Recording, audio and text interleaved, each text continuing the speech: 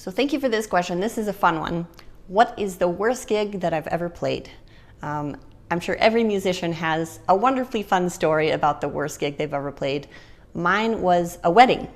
I live in Colorado and it's very cold in the winter. It snows here. The wedding was in Rocky Mountain National Park, and so we drive up, and first of all we had to pay $20 to get into the park. And so we drive up, we get into the park, and nobody's there. We're at a trailhead, kind of looking around, waiting, and it's November, by the way. And we see some men in tuxedos. And we think, oh, well, the men in tuxedos are going into that building, so we should follow them over there. That's probably the wedding. Well, the wedding wasn't in a building.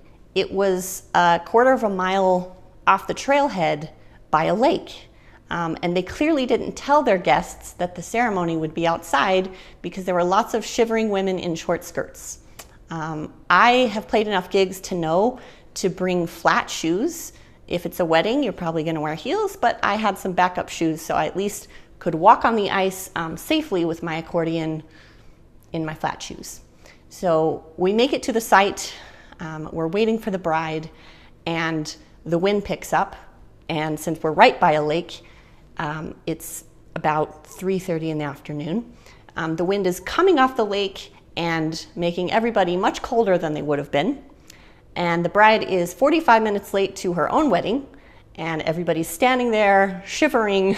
People start leaving and going back to their cars. Obviously, as a musician, you can't really do that. So standing in the snow in November, since she was 45 minutes late to her own wedding, it was starting to get dark, and it was very cold. It's probably the coldest, worst gig I've ever played. They also didn't think about electricity, so the music was very acoustic. That's probably the worst gig I've ever played.